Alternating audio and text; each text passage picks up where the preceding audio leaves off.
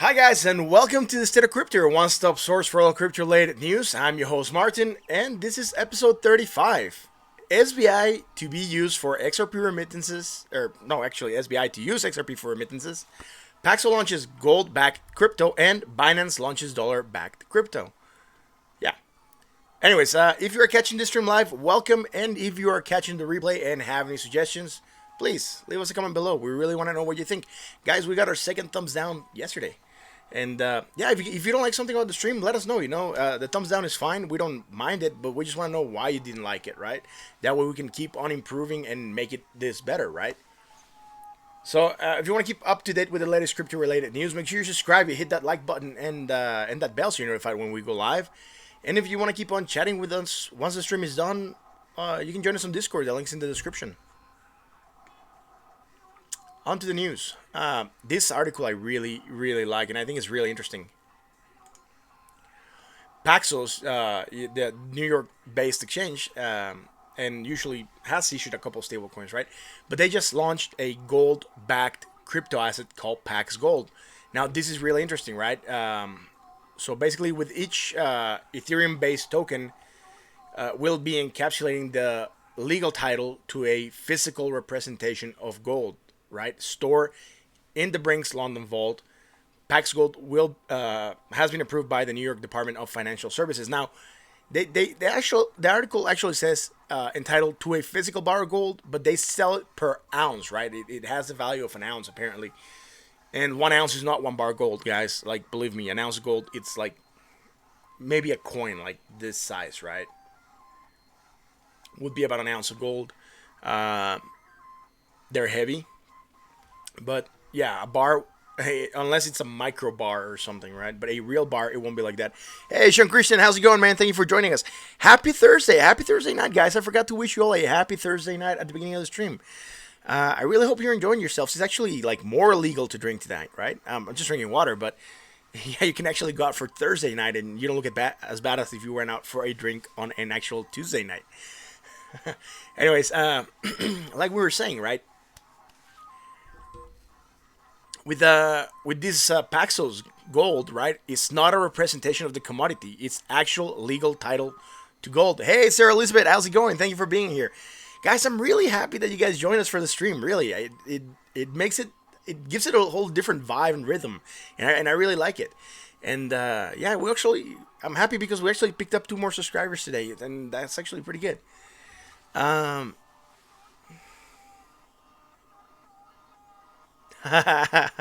Was that to keep yourself for the hurricane, just to have it in case, like, all the liquor stores were blown away or something, man?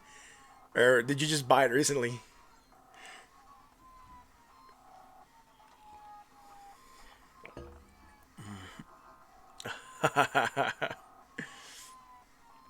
Yeah. Anyways, like I was saying, right?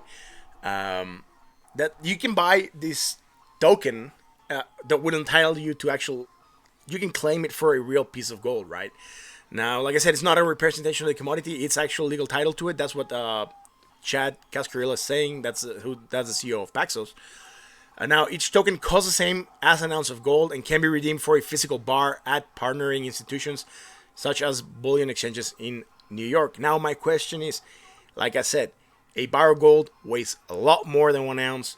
And 1 ounce, like I said, is probably a coin about this size. I've seen them, dude, in real life. I traded with gold, so I know what I'm talking about. Unless you're getting like a smaller bar, then yeah, but it'll be maybe about this size, and it's really tiny. That will likely be an ounce, and not even that thick. Maybe like this thick. Um, you know, an ounce is yeah, like this size. Um, so yeah, you will be able to redeem this coin for gold, which is good because then you can trade it and move it around, right? The gold bar card to the crypto level. Yeah, actually, I think this is better, man, because what they're saying is, and I'm actually gonna quote this: we're gonna do more products like this where we're taking real world assets and putting them into blockchain. Blah, yeah, that's cool. But what they're saying is, you can own that gold, but you don't have to pay a custody fee, right? They will hold it for you, and you will have it on the exchange, and you can actually claim it. But you can send it around the world 24/7, 7 days a week, and that's groundbreaking product in the history of gold. That's what he's actually. I'm quoting him. I do believe that this is interesting, right? Because gold is heavy, and I mean, yeah, it's lighter than silver, but and it's worth a lot more. But if you're walking around with gold, and you're a potential target for a lot of things if people do know that you're holding that. So theft, it's risky to transport it, right, in massive quantities. Now you could with this send that value to someone else, and they can actually claim that gold, right? It's like the old promissory notes, right? Think about that. Way back when money before current fiat was made, the bank would issue a promissory note, meaning that that was worth that amount of gold, right? And it gave you, and it stated that you had that much money with the bank or that much with the bank, and then you could go to another place and actually use that because it was emitted by the bank, right? Well, like gold, like the dollars at some point in time actually were a manifestation or a representation of gold, because to be able to produce a dollar, you had to have gold in your reserves, right? So you could at some point in time actually go and exchange a dollar for that equal amount of gold, because you couldn't just free print the money, right? So it was backed by something. Right now, what they're doing with this crypto is, I guess they're just gonna have however many coins they have on their reserves, because they actually bought some gold, right? They're not just issuing it out of their wazoo. They actually do say it over here. I'm trying to figure out where they said it, but they said that they actually bought a part of gold, right? They started trading, yeah, so, right, post trade, right, says Paxo secured a chunk of that pie by processing precious metal trades since 2018. And now with Paxo Gold, retail investors will be able to participate in broader range of digital gold trades beyond institutional platforms, right? Like if you were buying just, yeah, that's fine, bro. We were saying that, yeah, it could be, it's actually a manifestation of gold, right? So you would actually hold that gold.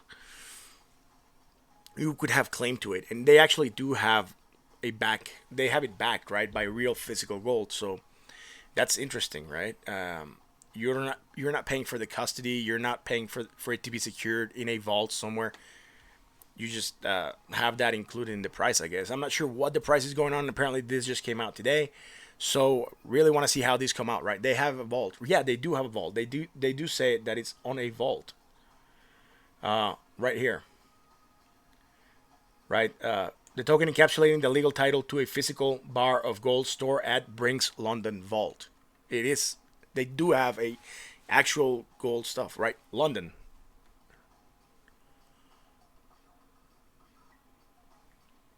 Well, London is where the LME is, right? That's the London Metal Exchange, and also where the LBMA is, which is the London Bullion Market Association, and that's where a lot of trading does happen with gold for the markets, right? For the international trades of metals, the most accepted ones, at least internationally, it's the LME and the LBMA, right? And I know because when I was doing metals trading, that's where we had to go and hedge and buy and then sell and purchase and everything. So and we always quoted basis LME prices, right? We didn't take the CME or anyone else's prices. Basically, just ruling one for metals is London, and it just basically sets a tune, right? And so price only move up when gold increases. It should actually, I'm not sure. Yeah, the price should move up when gold increases, but I think the supply will also grow only when they hold more gold in their reserve. Because how are they going to print more if you have a title to a quantity of gold? You can only have that amount of gold that you have in store in circulation. You cannot have any more. So it's going to be a limited token, which is it's pretty good,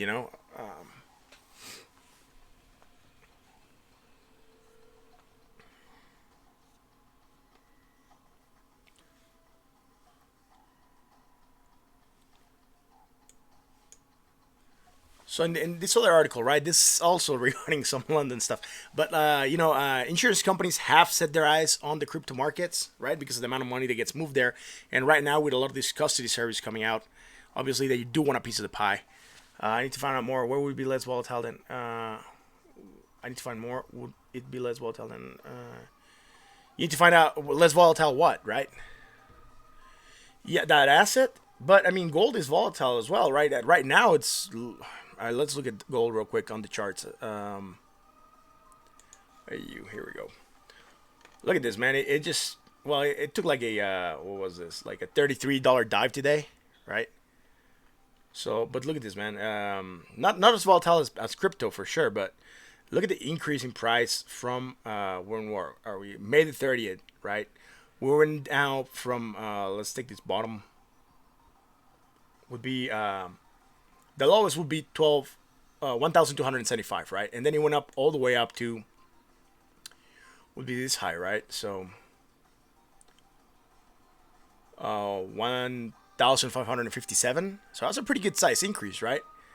That's what I'm saying. Gold, yeah, since May, percentage wise, we can do that. Let's take a measure. Let's take this low to here.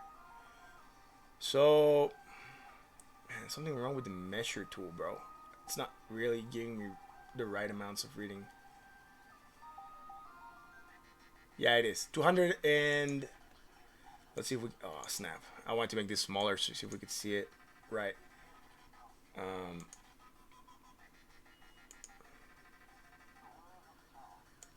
so 285.37 and a percentage would be 22.44%, right?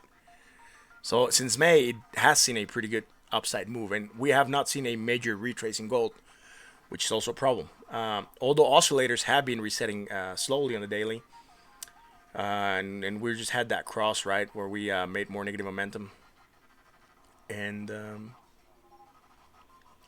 we would be making bullish divergence from here to here, right? From here to here, which could potentially be more price action to the upside. Yeah, it's gone up a lot, dude, especially in that amount of time, right? No one's going to give you a 22% increase on your return in May to like about 6 months, maybe. Or no, actually less, dude. Yeah, so like 5 months, right? If we include September as a whole month. But yeah, it's in a short amount of time, you're getting really good value.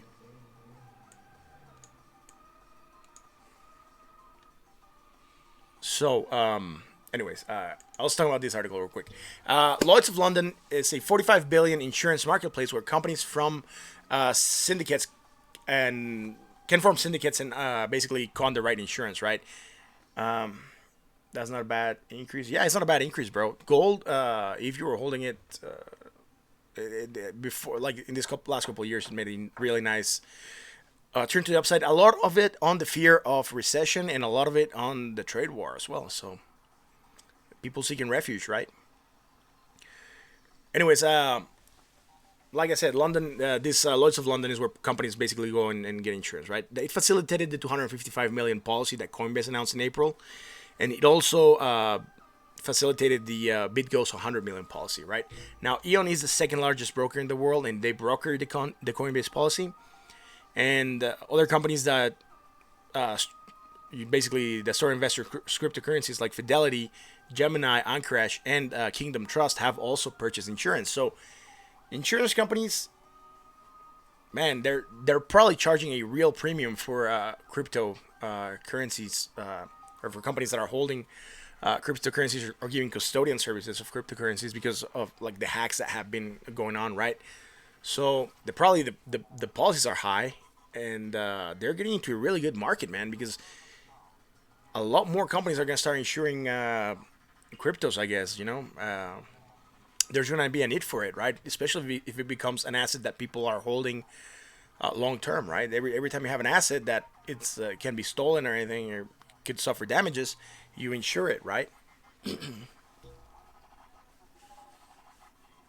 So it's yeah, I mean, so long as they don't have a major theft and they actually incur any loss, then I'm pretty sure they're gonna be covered, right? Probably that the companies are gonna have to increase their insurance policy as they get more money in custody or more cryptos in custody. Anyways, I just want to cover it real quick because it's bringing adoption, right? It's not such a small thing that the second largest insurance company, or the largest broker, sorry, in the world, is brokering insurance contracts for or policies for the cryptocurrency market which I think it's pretty interesting. The main insurance provider for crypto, well, right now it's just saying that it's Lloyd's of London, right? Which is where companies can form syndicates and co-underwrite insurance. So it's probably an association of companies that are insuring it. But let's see, right? Lloyd's of London, 45 billion, roots back to the 17th century, right? Famous for helping insure exotic entities ranging from the Titanic to Leonardo da Vinci, right? Now, it's not stating companies per se. It's just this one over here, Coalition, a 2-year-old San Francisco cybersecurity insurance startup, has more than 500 cryptocurrency companies as clients. So, right, including exchanges. So there's also this one, Coalition, right? But I'm not sure if Coalition is going to Lloyd's of London to like get backing for that insurance, basically. And it's not very long of an article, but the important part, or what I wanted to get across, is that insurance companies are getting into this, right? Because yeah, and it's a large market cap, right?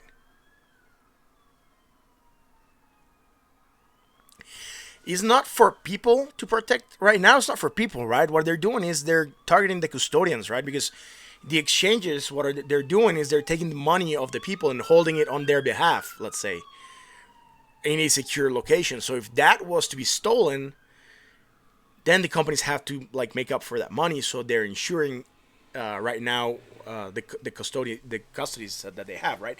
Fidelity, it's probably just insuring because it's for a retirement. So also in case they get stolen, because apparently Fidelity also got into a crypto market. I can't remember back when, but Gemini I think has a custodian service, right? And Kingdom Trust, right? Those are the ones that are buying the insurance. Right now, at least the ones that they list, right? But Coinbase and BitGo also have it, right? And they Coinbase took out a large insurance, right? $255 million policy. I mean, I don't know who insures that much. I mean, I'm not sure if they get different rates with fluctuations of the assets, amount of assets that they're holding, and things like that. But I mean, it's a large chunk of money, and they're probably charging it in the custodian service, right?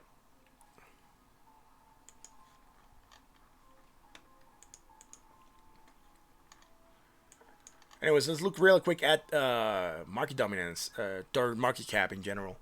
Yesterday, market lost a little bit, right? 0.25%. Right now, making it up, 0.13% up, right? But right now, opens 2 hours ago, right?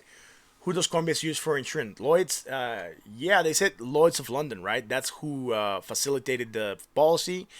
But the broker was Aon, AON. And that is probably they probably got a nice commission for that, too.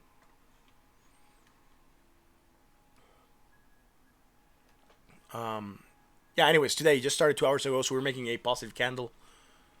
Yeah, sure, no problem.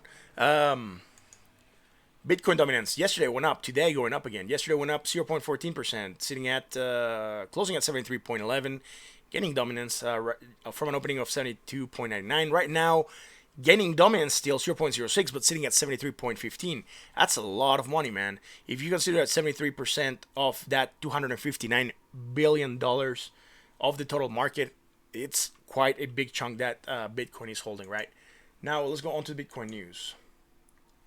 Right, I like this article, right? I think it's nice when exchanges step up and do try to help, right?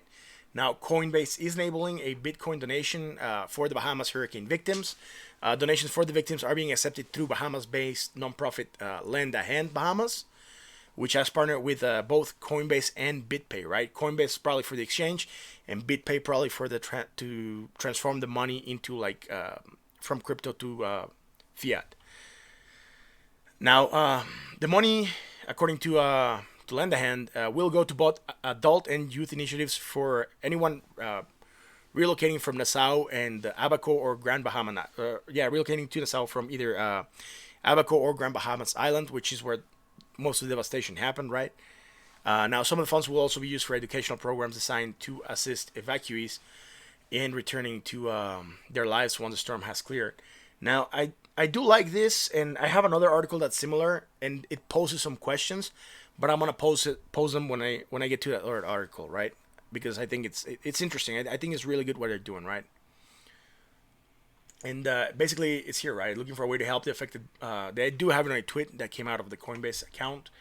When I hit the link, it takes me to a website that says commerce.coinbase, and it says fishing for families, right? Fiscal sponsor of Lend a Hand, Bahamas. Yeah, the next step release the funds will prove it's used properly. Yeah, exactly, right? You do get that traceability, and that's one of the questions that I'm going to post later on. And actually, that we can have a really interesting discussion because another company is doing something similar, and we'll get to that in a second because I really want to have a discussion on this. Anyways, it takes me here. It asks you to put in the details. I haven't done it yet. I'm not sure where it's going to take me. I never seen this page on Coinbase, so at first it looked a little bit weird, especially with the logo not looking really cool. But yeah, anyways, yeah, and accountability, right? Because a lot of the companies, you donate $1 and that dollar doesn't make it to the end because they have a lot of fees and operating fees. So maybe some of that dollar will make it. Here we can really see how much of that dollar is gonna get to the end. And if it doesn't get 100%, then you can also question where did that money go, right? What did he go to pay, right? Transaction fees, let's say operating expenses for the charity, etc., right? So it makes it a lot more traceable. The problem is once the receiving company gets it,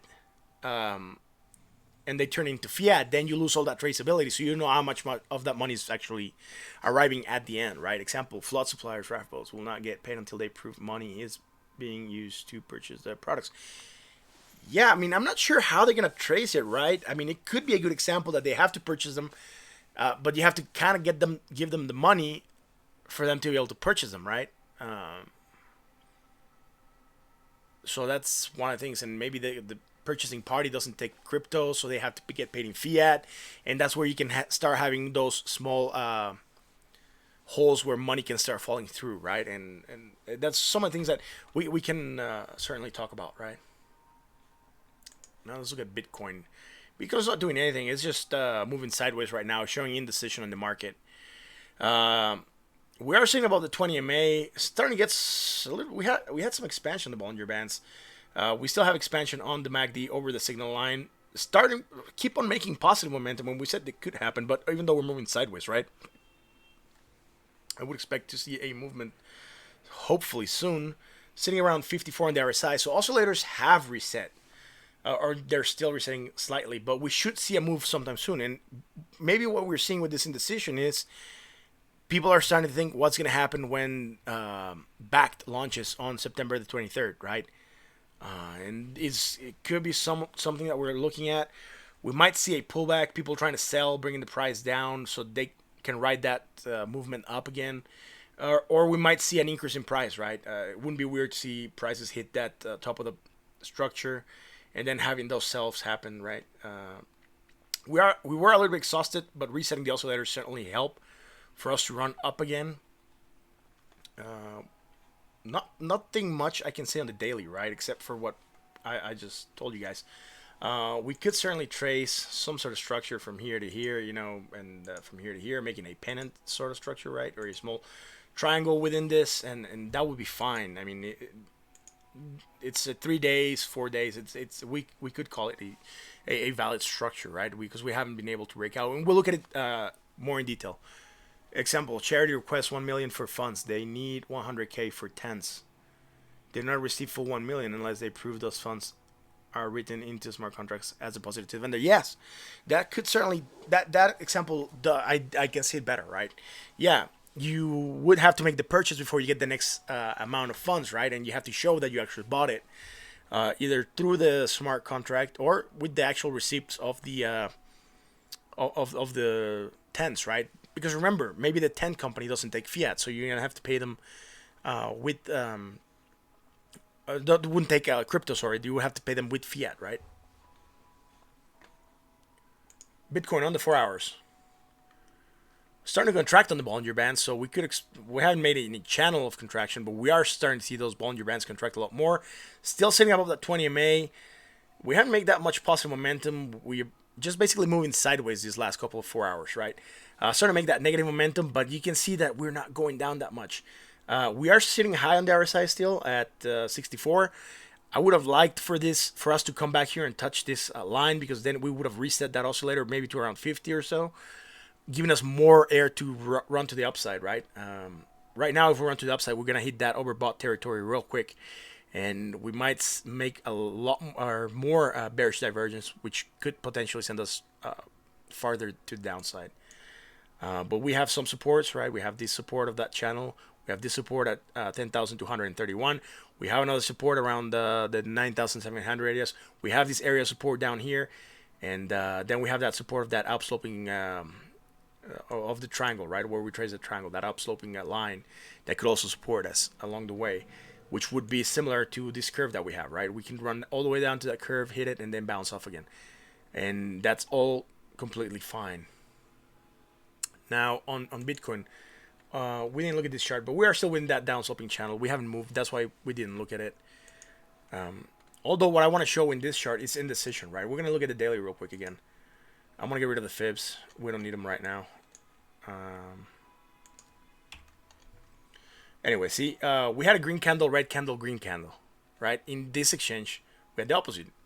Green candle, red candle, green candle right now, right? What we're seeing is that indecision in the market, right? We have these spinning tops that basically could go either way, up or down. That's why I say indecision, right? And we haven't been able to break to either side of them. If we were to break to the downside, it wouldn't be weird for us to go down, touch that 10,200 to 9,900 level maybe, or down to go and bounce this area and test it again, bringing down the oscillators for a higher potential to move to the upside. But if we break to the upside, we could also go to around the maybe 1,000 or 10,000, sorry, 10,000, 10,000, no, actually 11,250 area. Maybe up here we could go, right? Or touch that upper part of the structure wherever we hit it. So around the 10,200 would be here. Yeah, and maybe we can step out a little bit, but not break it out on lots of volume, or close a candle outside of it. But we could certainly do run up to these higher areas and test some numbers and then run back in. But we are seeing that indecision in the market, and it's not necessarily bad. We are consolidating. In the 4 hours we can see it better, and it's nice. Even though we're consolidating, if we stay in this line long enough, that will become the new normal, let's say, and the RSI would go to neutral slowly. Also, MACD will start to get really tight, and the Bollinger Bands would certainly get really tight with volatility closing the market and just moving sideways. So we could sort of expect the movement on the 4 hours. The thing is, we don't know the time, right? So we can just know when it's going to happen. So if we start to see that we go large to the upside, then we could potentially see that movement high, right? And to the downside would be certain something like it's holding strong between 9.5k and 11k for the last 3 months. Yeah, that's because we're moving sideways, right? We talked about that. So is it 11k? 11k would be here. It would be this line, right? So it would put us back on August. We actually broke above it slowly, right? But most of the lines that we've been holding, yeah, we could. Let me find that tool here, that rectangle, right? So 11,000, and we could go from here to the 10,000, right? Which would be here, let's say. Or 9.5k you said. So yeah, 9.5k would be here. I would actually even say lower because we have this area of support. So I would say 9,000. So 11,000 to 9,000, $2,000 movements we could make, right? And at least it has been holding since. Let me move this out of the way. Since July, so almost 3 months, right? July 14th. That will put us in a month, not even 2 months, a month and 21 days, right? So farther back, we were not in the area, right? So at least until here, and yeah, I mean, we had a breakout of that area, if you want to call it. We went back in, and we didn't actually went and touch all the way down to the bottom, but we've had touch on the bottom before, so that's why I'm saying it would be valid to consider 9,000 or 9,000 area a valid area for us to go and touch, right? Anyways, on the 4 hours, we are flagging sideways.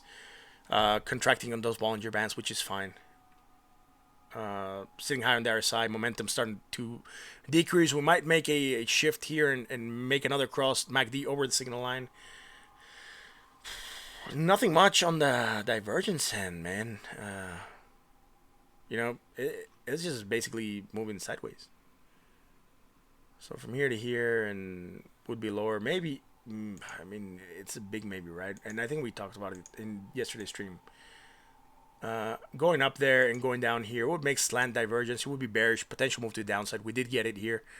And then we're consolidating again, right? Volume has been decreasing, man. Look at this. On the daily, you're going to be able to see it better, right? So look at volume. We're making less volume every time. And that also puts another stress, right? We should see a spike in volume. We are seeing some contraction on that volume, and that's fine. But we should certainly see some spike in volume sometime soon. Some people are calling for September 15th for us to break out of this. I would believe we can at least wait until the 23rd because that's when BAC launches, and we might see some more movements, or prior to BAC launching, right? We might be able to some movements. Some let me see when the calendar goes. Yeah, so yeah, we could expect a movement anywhere from the 13th till the 23rd, basically. There's something to happen, break, move up or down, right? On the 1 hour. On the 1 hour, we're just, like I said, we're not doing much. Look at the MACD. It's just staying really close to that midline. We just had that crossover of the MACD over the signal line. We had this nice green candle, which is not really big. It looks big because I zoomed in, but it's just basically $41 movement. It's not very big. It's 0.39%, right, of a movement. We are going up on the RSI, and that's fine. I wouldn't worry too much about that. It's normal. Maybe I wanted to draw divergence here, but we're not really making anything right now. We're just moving sideways. We had this divergence that, like I talked about, we moved to the downside, but we're just moving sideways. We're not doing anything. We could trace a channel here, and we would be moving sideways. That would be it. I mean, maybe slightly to downside. I'm gonna ignore that long wick basically because it wasn't a candle close, but I'm gonna take this one into account and have a couple touch points, right? And it would be a slightly downsloping channel. Yeah, the hourly things I talk about are usually more for like quick trades, right? Because the movements might not be too big, and even at those movements, depending on how much percentage your exchange takes, it might not even be profitable to actually take the movements right now. I would expect for a breakout confirmation to happen of something, and then we could certainly call it what it is, right? But we could, if we wanted to go larger, we could go something like this, right? And we have that that other triangle structure, right? Like from here to here and here, and then we'll be getting to the edge of that triangle. So we should expect a movement to happen soon, upside or downside, breaking out of this or breaking down. I'm not gonna do a measure move for this right now, and if we ignore that wick because of FOMO, we would take the next wick, which would be this one, or we could do an upsloping wedge, right? I mean, it depends on what you want to see in the market, right? And both are valid. You could say that this is an upsloping sort of wedge because it could also be a channel, but this line going in a little bit more would make it a wedge.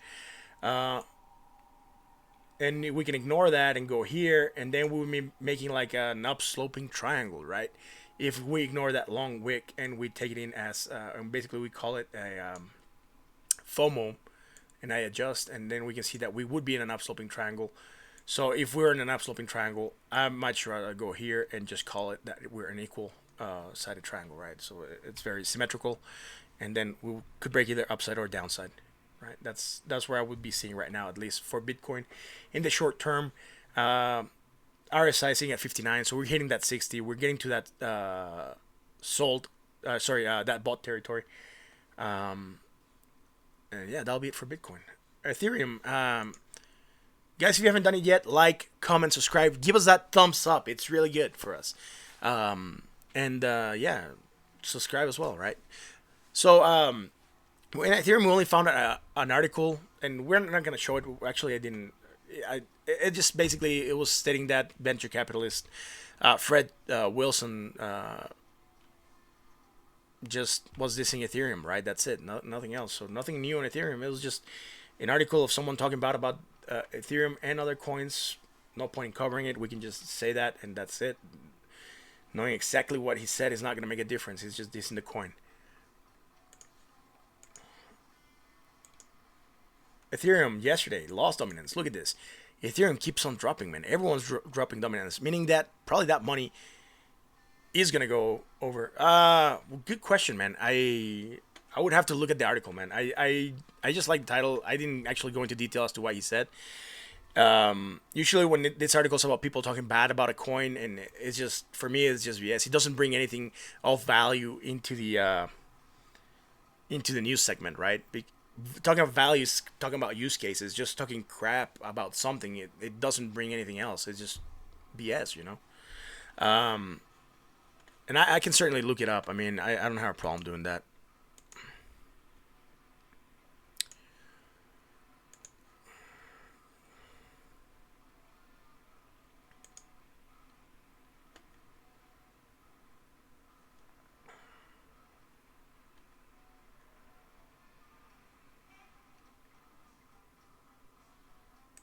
I think he's pissed because basically he screwed up on a prediction, I think. So venture capitalist has no left for Ethereum now, right? So in 2017, Square Union's Ventures co-founder and managing partner Fred Wilson said that Ethereum market cap will surpass that of Bitcoin by year end. It didn't happen, so now he's taking his words back for good. So basically he's in a fit, right? So he's pissed. Ethereum, as many of you know, confounds me. It has shown the way to so many important things: smart contracts, programmable trust-free computing, potentially proof of stake, and a lot more. But it remains hard to build on. Scaling issues abound, and many developers are looking elsewhere. Yeah.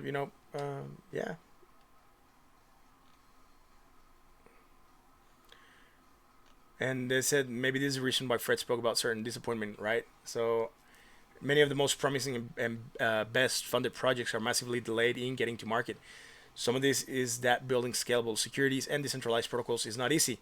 But it's also true that this decentralization development approach that many of these projects are taking is not well studied, not well suited, sorry, to deadlines and ship dates.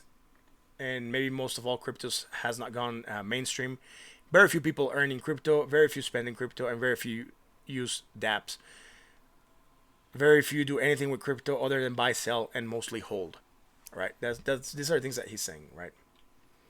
And then he goes on to, was it this? Yeah, he also said this, right? Contrary to his article, right? Bitcoin now almost makes up for 70% of that aggregate market cap. In some ways, Bitcoin is the one protocol that has found lasting product market fit in terms of a censorship-proof digital store of wealth. There's nothing that comes close to Bitcoin. There are some protocols like the privacy-focused ones that offer similar and in some cases better use case, but for most part, Bitcoin is our digital gold. That's it. That's the article. So he's basically in a fit because he said that Ethereum was going to be the greatest, and it didn't play out, right? So that'll be it. So and Ethereum yesterday we lost some money, right? 0.40. I'm looking at the daily. Yeah, 0.42 market cap, not the money, sorry, market cap. And right now we're getting a little bit, 0.01%. Ethereum price yesterday had a slight negative day, right? Another thing where we just have that small doji that's not doing anything, like a spinning top of sorts, long wicks and almost no body, man. It just basically drops 0.17%. Right now it's going up again, 0.15. We have stayed outside of this. I actually like that yesterday we came down, touched that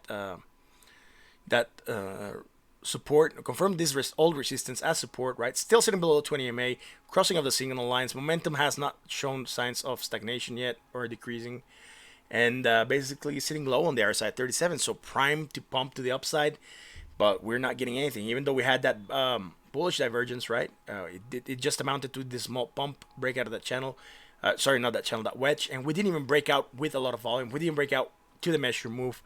We just basically broken out and then just are basically moving down in a line for that wedge. So we could even correct it, right? This wedge was maturing on September the 9th, and if we end up making the shift to consider these points, then we would be breaking out on maybe September the 15th or so, when we were stating that maybe Bitcoin would make a move and it would make more sense, right? Anyways, for the time being, I'm gonna leave it as I had it.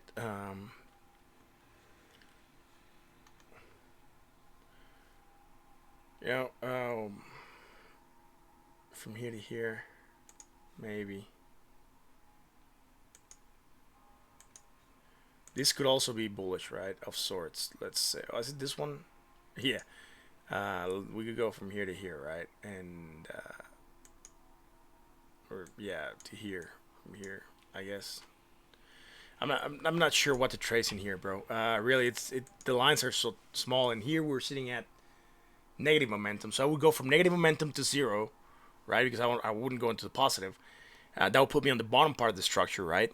And that would be a bullish divergence, right? From here to this lower, a little bit lower, but also from here to like zero, which this is almost zero. It was almost nothing on momentum. So that's what I wouldn't even call it bullish divergence right now. I would just say we're just basically playing the Bitcoin game. Is the wait and hold. Now on to the 4 hours. Let's see if we can find something there. On the 4 hours, sitting below that 20 MA, volatility open the Bollinger Bands, starting to make less negative momentum. We might get a crossing of those of the MACD over the signal line soonish, maybe in the next 4 hour or 12-hour session, unless Bitcoin does something that brings us down and then we make more negative momentum, and that'll be completely fine. We're sitting around 48 on the RSI, putting us at neutral. Yeah, no worries, bro. If chat's delayed, I'm not sure how much is delayed, right? I do have a chat open on my cell phone, which is basically what I use as a screen so that I can look where I'm at, because on my computer I see live, right? So I see me talking on time, and then the screen I check the delay. So right now I guess I'm having about 20 seconds or so. And then chat, I have a chat open on my screen over there, actually. Yeah, no, over there. Yeah, over there. And then that lets me know when the comments come up, right? But I'm not sure if that chat has delay as well. Anyways, we had a small movement to the upside. We're not really making anything, right? Yeah, we're just going with the market. So on the shorter term, nothing. We do have a channel that we can trace, and that'll be about it for this right now.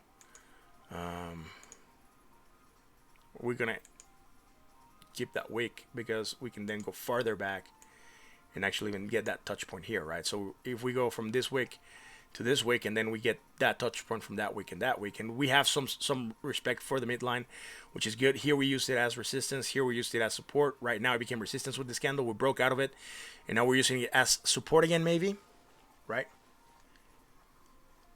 Yeah, cool. Yeah, I can open that link after we finish discussions, right? Yeah, that'll be it for Ethereum. Actually, I had this other article on Bitcoin that I was not gonna we're gonna look at. And sorry, you're having home and lost signal. That's fine, Sarah. You can join us. I'm glad that you joined us again.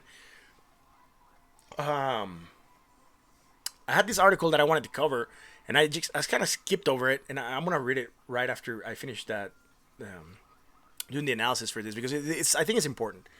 And that article, I could not resume it any more. It's just 5 small paragraphs, and it touches on certain important topics, right? Anyways, we are within this downsloping channel. That's what I could call it right now.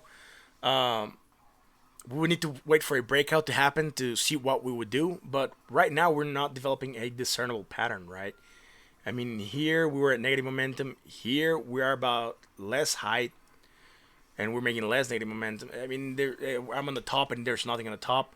If I look at the bottom, I just see that we're congruent, right? I mean, there's nothing really developing that I could trace here. On divergence, convergence, but I could certainly trace that channel and be confident that it might hold a little bit longer. Now on the 1 hour. On the 1 hour, we're above that 20 MA, which is nice. We had a gap, which is really weird to see in cryptos, right? That means we closed here, and then the next opening price was down here, right? So we had a gap in the last 4 hours. Now we are sitting above that 53 RSI. We are making positive momentum. No signs of stagnation right now. We're actually making another positive bar. but it's weaker than our previous bar. So our longer bar, we would be making a hidden bearish divergence of sorts on the 1 hour, but it's too tiny right now. From here to here, and then on the bar, it would be slant divergence. I mean, I really don't like slant divergence very much.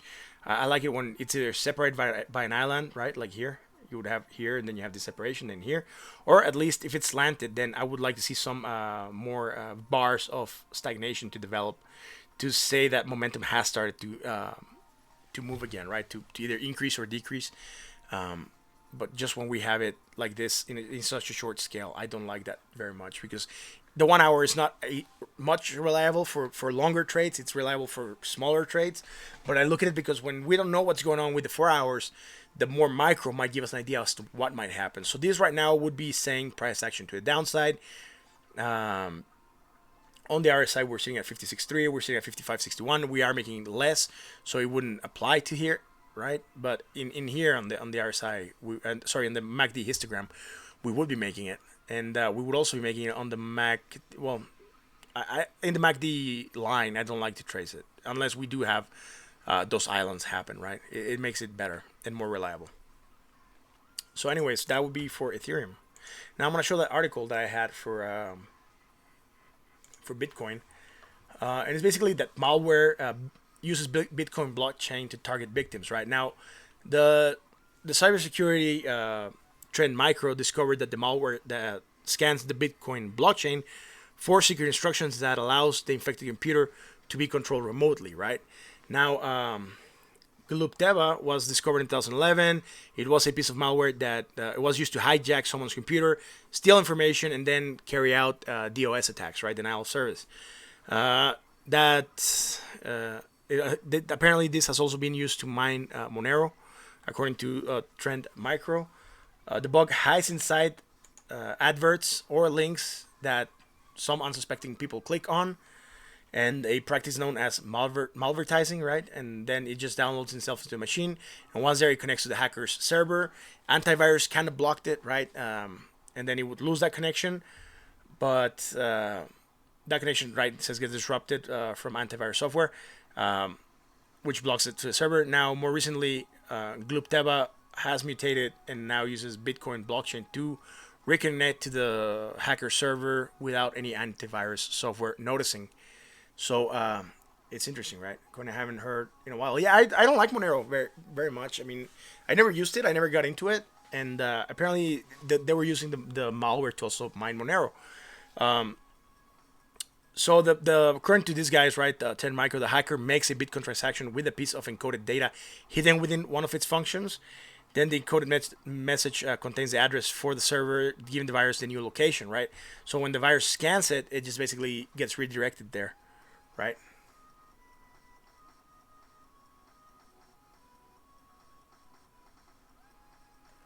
Yeah, sure, no problem, Sarah. I mean, that's fine. Sometimes the stream gets yeah. If you're having internet problems, that's not a big deal. Thank you for watching, though. Thank you for tuning in. I really appreciate it. It really makes the stream have a much different beat and a much different feel to it when you guys are connected. I really like it that you guys come here to support me and what I do, like the show, and that's what's important to me, right? And I understand there's personal stuff and there's work and there's emergencies and everything. Yeah, I mean, whenever you can tune in, I do appreciate it when you guys do it. So it means the world, right? Because I'm really trying to get this started. So when you guys watch, that gives YouTube information that people are watching and that they're engaged, and then it helps YouTube promote the channel more because it takes into account the hours or the minutes that people are looking at the stream, and then it also takes into account when people watch it offline, right? Yeah, most of the hacks have been user error, right? I mean, I usually you're not gonna be able to see it, but if I put my mouse here on top of the Bitcoin word, it tells me where it would send me. It tells me that it's gonna send me to a decrypt.co/price-bitcoin, which is a website that I know, and if I click it, it will take me there because this article was taken from the Decrypt website, right? So that's fine. And people sometimes click at links and they don't look at where it's taking them, and it's just some security. People are just assumed because the coin says or the article says Bitcoin, it will take him to a Bitcoin place, right? But don't look at where he goes, right?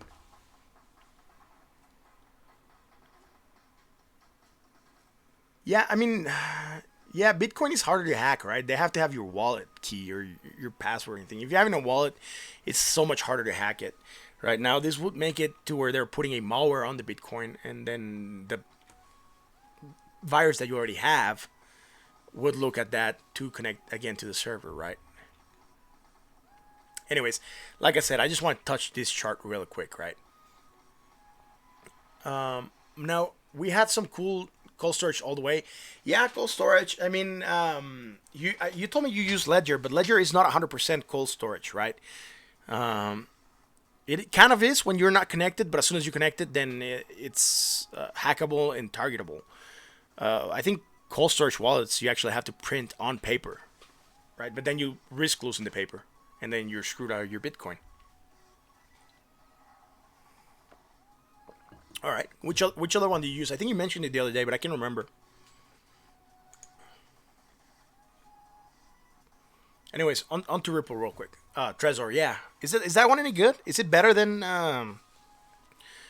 Ledger? Because I wanted to get a Ledger. I usually just keep everything in different wallets, and I never got into buying one of those things out of like maybe fear of losing it and then not having my crypto.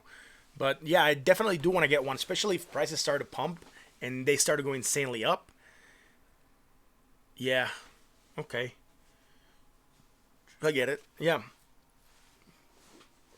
if prices of coins start to pump, definitely gonna think about getting one. Isn't I'm not sure, but I haven't heard anything about the Ripple Swell event for this year. Are they gonna have a Swell event? Last year was around September 16th, which is when we saw those like large pumps to the upside. And right now they haven't said anything. They're kind of keeping it quiet, right? Or I haven't heard anything. I haven't even looked for it, to be honest. Um, but I was wondering if you have heard something about that, right? And then we can have a discussion on that. I'm gonna cover the Ripple articles real quick. I have four. It says unleash the utility. XRP users petition Ripple to sell more tokens. Apparently, this is just sarcasm, right?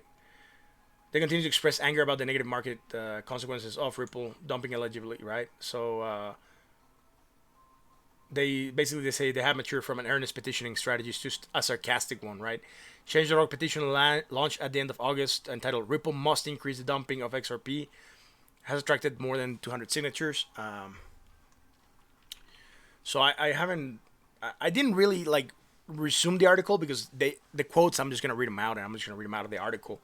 Um, the basically what they're quoting is unleash the utility, get the greatest digital asset ever created into the hands of people that can use it. It's hard for investors of inferior digital assets to understand since Bitcoin does nothing. They must play games with its supply. XRP value comes from utility. The more XRP being used, the more valuable it will become. And actually, even though it's sarcastic, I do believe it's legit, right? They have sold 2019, October 1st and 2nd. Yeah, last year was in September, man. So we should watch out for movements on XRP before those dates because usually people get hyped about it, especially as speculation starts to come out and like people start guessing what they're gonna do, if they're gonna have more adoption, etc. And that launches the price of Ripple upside, right? So, but then as soon as the news come out, the price of Ripple like dumps crazy. Yeah, they also hired someone to look after the legislative stuff on I think it's Hammond. I can't remember the name. We covered it yesterday in the article as well. Um, anyways, even though it's sarcastic, I do kind of like what they say because yeah, the more value, the more utility the token has, the more value we'll have. You gotta remember this does get burned, so um, it will decrease the supply in existence, and it will definitely make the value go up, right? So even though they're probably being sarcastic, uh, I do believe the price of Ripple will go up in the long term, right? Now I also found this article, right? Ripple gains one more aware, gains more aware. No, it's not this one. Yeah, it's this one. As Ripple One gains more awareness as massive adoption may lead to XRP pump. Basically, this is building on that discussion that we had the other day, right? Some dude, crypto bitlord still, coming out and saying, big news, has picked up the XRP fork, making it to Forbes, has legitimized or conquest. Here's to a new future Ripple one is coming, dump free, bank free, pre-mine free, pump focused, right? This worries me. Pumped focused. There's nothing that can pump forever without coming down. And basically, they're not saying what they're gonna do with that if it actually they do fork it, but you know, I guess what these people did is they probably got caught up in a bad position and they can't get out of it. And probably what they're gonna do is they're gonna come out with their token that they're gonna be able to pump it, and then they're gonna unload on people, right? And they're gonna have pump and dump schemes going on, which would be highly illegal. But they could just be doing that, right? If he says pump focus, there just means that they want to be pumping the coin to make money, right? But that means they're taking the money out of someone else. This is that fork. Yeah, that's the fork that we were talking about, right? It's the same guy, that crypto bitlord, right? And he's saying that, well, it was this article, right? We didn't cover it, right? Because it talked a little bit about market analysis, and usually I don't cover articles that talked about market analysis, right? And you forget partnership free. Yeah, it's gonna have partnership free, right? Forex equals scam. Yeah, sometimes Forex equals scam. Like I said, look, what is it gonna do, man? What is it gonna be its function? They just want a pump token, right? I don't agree with this. I mean, I just covered it to let people be aware of that. I also don't like the source, right? The Tron Weekly Journal. I mean, come on, man. I also have two other articles that I want to talk about, but they're also like from a Ripple website. So I mean, it's kind of balanced, right? I got two articles that are bad about Ripple, and then I got two articles that are good about Ripple, and that's what I want to do, right? I want to show different articles that show different sides of what's going on, so that people can be well informed and they can make their own decisions, right, as to what they believe is going to happen. I'm not going to tell them what's going to happen. That's why the articles are listed in the description of the stream. Then people can look at whatever they want and actually make up their mind if they want to go into more detail than to what we cover. I try to cover whatever I believe is the most relevant parts of the article, right? And I like this one. This one's from the XRP Daily, right? An opposite newspaper to the Tron Weekly Journal. Now, SBI CEO stating that we will use virtual currency XRP for remittances. We'll give it again more adoption, and he's saying XRP, not Ripple, right? XRP D token. Now, this guy made two very bullish quotes. His name is Yoshitaka Kitao, and he happens to be also on the board of Ripple. He says, we will use the virtual currency XRP for remittances, and we are focusing on making money tap into the group's flagship product. We're going to have various relationships with Ripple in the US, and this alliance is very significant. I want to know if all these banks adopt Ripple XRP, then will they end up doing a buyback on XRP from individual investors? I doubt it, man. Or is there enough XRP to spread around? That would be more enough to supply. Look, there is a lot of XRP, right? Floating around. We can look at, what was that other website, man? I had another website that showed the actual like full supply and accounted for the full supply. We have 42 billion XRP, almost 43, right? Billion XRP in existence. It will get burned at some point in time, or some of it will get burned. But if you wanted to get total market cap, you would just times that 42 at the current price, which would be, I don't think this is even reloaded. There we go, 25 cents. So 42 billion times 25 cents, and that will tell you the full market cap of, this is the circulating supply, right? There is more that is not circulating, right? And that's the one that we should really look for. Total supply, 99 billion. There we go. That's the number I wanted. Because, yeah, they were holding 55 billion, so it didn't make sense that this would be the total supply. So 99 billion of XRP, right? But some of it will get burned. So max supply was 100 billion, but probably some already has been burned. That's why we get 99 in total supply. And if this article is true, right, there's enough to go around right now. I don't think they'll buy it back from the people, but if you hold it and then they want to use it, it might make the price increase because there's going to be less tokens that they can purchase. So transfer 50 billion a month. Yeah, but remember, every transaction has a counter transaction, right? You would buy it and then you'll sell it as soon as it gets there. So it'll be again in the pool. It's not like it's just gonna get deleted from existence. So and that it's a month, right? It's not a day, so you're not gonna eat up the whole supply in a day. But to another bank, yeah. But look, you buy. Let me. How can I do this? Let's say you buy one Ripple, right? I buy a Ripple, I'll send it to you. You sell it, you get your fiat. That Ripple's again on the market. Someone else has to buy it, right? So it's gonna be circulating around. It doesn't like stop, right? Because as soon as you get it, you have to cancel that position so that you can turn it into fiat and give it to someone else. So what you're doing is you're taking it from the market, you're putting it back into the market. You're taking it from the market, you're putting it back into the market, right? So it's gonna be circulating around. It's not like you take it and hold it. Now, if a lot of people take it and hold it, right, or they get the supply burns, whatever, to the rate that they determine, and you hold it, right, the rest of the people will have to make transactions with whatever is left of XRP. And if that supply is not enough to make it around, then the price of XRP would go up. So that if you send $10,000, right, if previously it would have taken like right now like 25 cents, right, it would have taken 40,000 XRP, right? It's a quarter right now. And then the price of you want to do it again, but there's not enough supply. That price of XRP has to go up so that your $10,000 could be covered with the tokens in existence. So that's when price will start to go up with Ripple, right? Because you're still holding this, right? So as long as you hold it, they can't take it away from you, and then you could sell it at another time, right?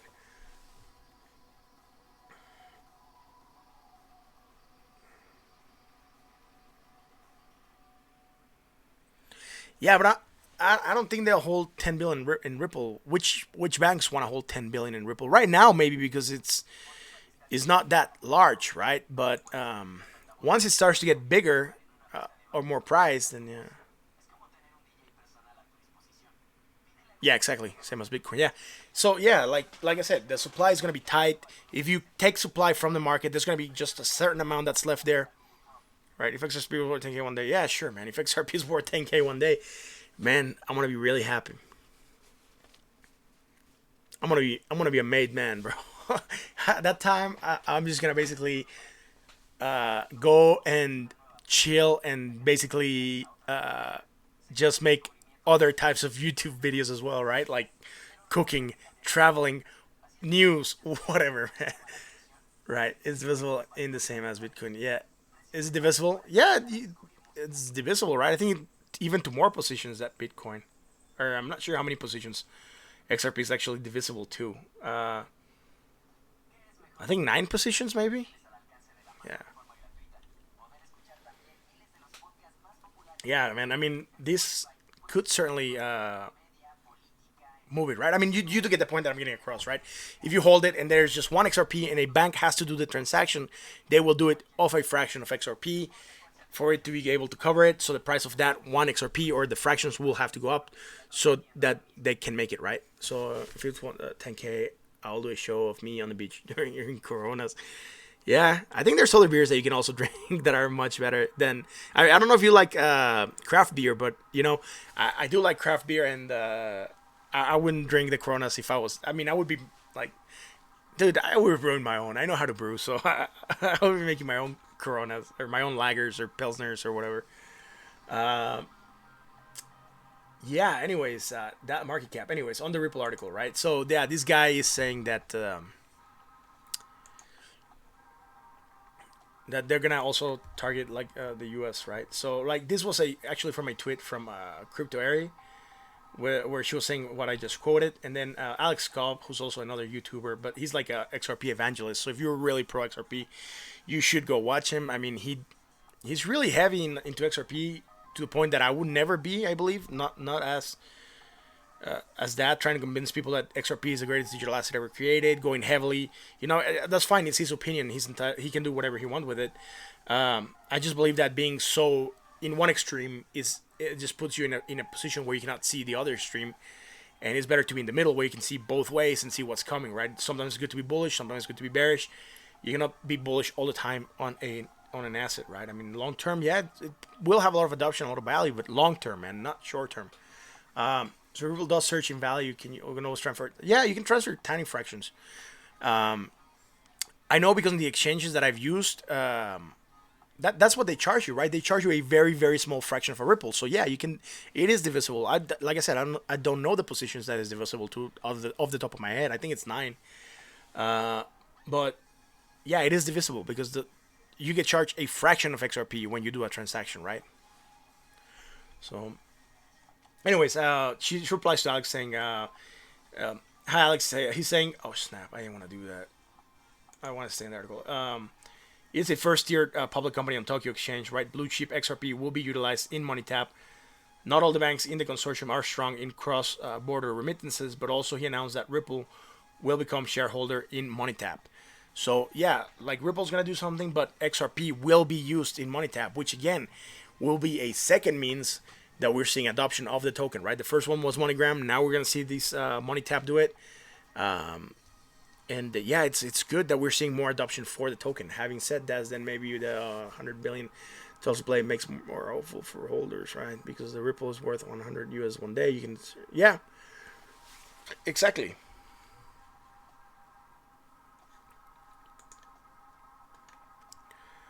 On other Ripple news, also from that website, and this is from an older article, right? This article, it's a bit biased, right, because of the source. But it's just basically stating that Ripple Marcus Treasure is having a great dialogue with banks around the world about using XRP. That was 2017, right? That's from a 2017 tweet. All the tweets are 2017. And basically, that's a quote, right? That they're having great dialogues. That was 2 years ago. Now, there are messages that are being tossed around on Twitter from a guy called Cryptonest, and he's stating that XRP has signed something with a couple of players, but he's just keeping it very mysterious, right? He's saying 2 more signatures, blah, blah, blah. He actually went on and say about the MoneyGram, Ripple buying MoneyGram, I think 7 days before the actual purchase. So he might have some inside information. I'm not sure. For me, it's speculation, but he's saying that something is getting signed and that we'll hear about it soon. I'm not sure if it's other banks that are coming on board or banks using XRP as a means of transfer, but it could certainly be something big, right? And it could help drive the price to the upside, especially with the buy the rumor, sell the news type of mentality. Anyways, here's that tweet right here's on Twitter actually. So the article's in the description. If you want to listen or watch these videos, you can look at the articles. They're short, 2 minutes 20, and then 2 minutes 18. And we're not gonna look at them in the stream because of time, but we'll certainly look at Ripple right now. Ripple dominance on the daily. I try not to do many tweet news because a lot of them could be speculation and they're not on a reliable source. But anyways, on the daily, Ripple losing dominance yesterday, lost 0.59. Right now, losing 0.9, sitting at 4.22 dominance. Sorry, it didn't say the price of Ethereum. I sometimes skip them, but price of Ethereum sitting at 147.99. How much USD is transferred daily? Do you know? How many dollars are transferred daily? Where? Remittances?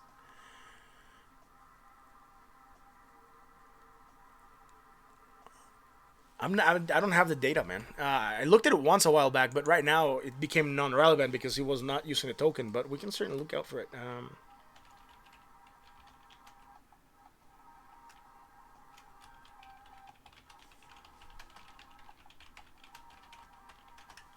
Remember, not only dollars get sent in remittances, right? Yeah, I have. That's worldwide, though, right? I mean,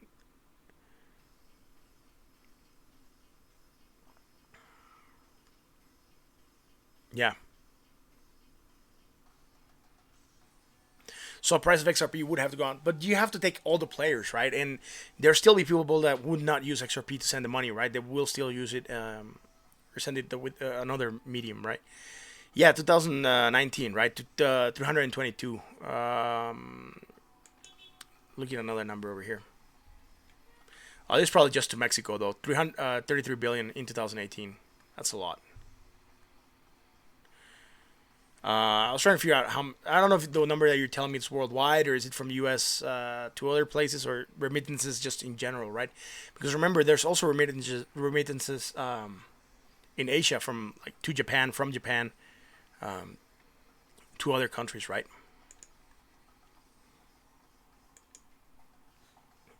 Anyways, yesterday Ripple lost money 0.59. Right now losing money 1 point. It's not losing money, losing market cap. Sorry, 1.02. Price of Ethereum, we didn't discuss it. Was sitting at 175.12, so $175.12. Price of Ripple right now sitting at 0.256, so 25 cents, right? So almost 25 and a half. Ripple still in that down sloping channel, making some contraction on the Bollinger Band, sitting below a 20 MA. About to get another cross on the MACD over the signal line. We have made 2 days of stagnation, so if we turn downside, we might see a price dip. We're seeing a low on the RSI, which is not really good. 36. A price dip could certainly put us again at oversold territory and see us to lower prices. And I really wouldn't want to see lower prices for Ripple. We do have supports. I have not traced them. I would need to look for larger structures, right? We would have certain supports. I could make an area of support, right? We could call it for support in anywhere in this area.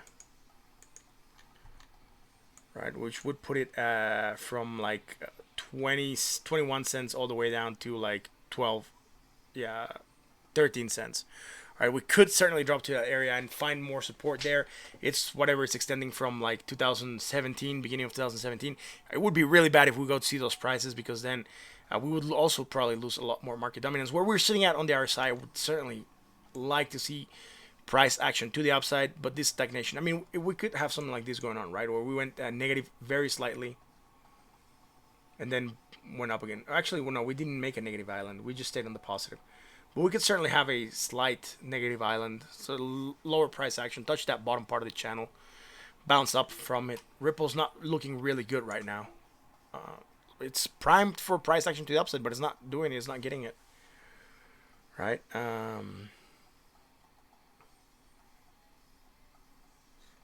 I know I took the music out. I'll put it back into the stream. I forgot to... The ads came on and then I forgot to place it back in. Sorry about that. That's remittance from the USA to migrant countries. Okay, cool. 2015 total money transfer worldwide, 5 trillion. Yeah. Yeah, it's a pretty large chunk of money, right? So certainly would be nice to... Yeah, thanks, man. Forget to put it back in, if you hear silence for an extended period of time, do tell me in the chat. Sometimes I get carried away with what I'm doing and then I just forget to turn it back on. Anyways, on the daily, that's about it. Not really doing much. Sitting low, we could certainly see price action to the upside. We had that bullish divergence, didn't play out to much of a higher price. And we could make another low here again, making again more bullish divergence probably. And then we could certainly see that pump to the upside. But, it hasn't been playing out lately for Ripple. It just looks weak right now. On the more micro scale, the 4 hours, we are within that wedge that we traced yesterday. We had some wicks outside of it, but we did not have a candle body close. So I'm going to leave it as it is. We could always go here and it will still make a wedge, but I liked it here where we had it. We're getting more contact points, 1, 2, 3, 4, 5, right? So we know it is a support. That week could have just been a movement to downside. In the 4 hours, sitting below at 20 MA. My optimism is 100 billion supply against the trillions transfer per year. That supply could quickly be gobbled up. Yeah, I mean... For Ripple, you mean, right? They could take a chunk of that. I mean, like I said, I'm not sure they're going to take 100% of it. They could certainly take a nice portion of it. And that supply of Ripple, yeah, but that means the price would have to go up, right? And they cannot grab what you have on hold. So then that means there'll be less supply going around. That would mean the price would have to go higher for them to be able to make those transactions, right? Let's say there's 10 Ripple and you want to send $10,000 and there's no more Ripple in existence. well, those each one of those ripples will be worth $1,000, right? That's because there's nothing else to go around, and that's what you need to send, and that's what the person needs to receive. That will make it the de facto price for Ripple, even though there's no more trading going on because everyone's holding, right? If that was the case, right? Remember, it would become a barter system, right? Where you could trade a goat for grain, but one goat would be equal to a certain amount of grain, right? It would be the same. You have $10,000. There's 10 ripples going around. There's no more. You want to use the ripple, so that person that accepts it would have to know that the value of each ripple would be $1,000 because that's what you are sending him the equivalence to. The problem is, would there be someone on the other side to liquidate that position, right? Because that person needs to turn into fiat. He's not going to keep the ripple coins because he needs to convert it to something else. So that's what I'm saying. Like, it's a supply that's going to be going on around. I wouldn't worry too much. Maybe it would get saturated, or maybe there won't be enough supply to go around, like you said. But with which would just make the transactions maybe a little bit slower, right? But it's still a big chunk, right? And if price goes up, then you wouldn't have to worry about that because then the supply would be more than enough to cover the transactions. Now, we are bouncing within this downsloping wedge. If we were to make a move, it would be a measure move. We had it yesterday. I removed it today because something like this. I can grab it and move it around, right? So if we break out, we could see potentially 26-ish cents. And if we break to the downside, we would still be outside of that channel. We would use it as support, which would be, again, confirming it as a support. And we would see maybe 24 cents before we actually make maybe more divergence and then bounce from it, right? I mean, Ripple on the 4 hours, and I hadn't noticed this earlier. We are not doing anything, right? We're not. So let me see if over here now we're actually too high for that. No, we're basically just within that structure. We should expect a breakout to happen soonish, maybe. It shouldn't get too maturity. Now on the 1 hour. On the 1 hour, more contraction on the Bollinger Band starting to happen. We are having a wick to the upside, apparently being outside of that structure slightly. Making more positive momentum, right? We hit a little bit stagnation the past hour, starting to go up. Getting that cross. Maybe we'll stay the whole time until it used as payroll one day. If it was straight, business to business transfer straight. Okay. Cool. Yeah, I mean, I'm going, like I said, I have a position of XRP. I'm going long. I'm optimistic on it, but I'm also realist, and I mean, there isn't a use for adoption, and once it starts to get more adopted, it would certainly make payments or get more use in the supply. Would certainly make the price go up, right? Especially as it starts to get burned. Now we are making positive momentum, high, low. We right now this candle still has 40 minutes to go.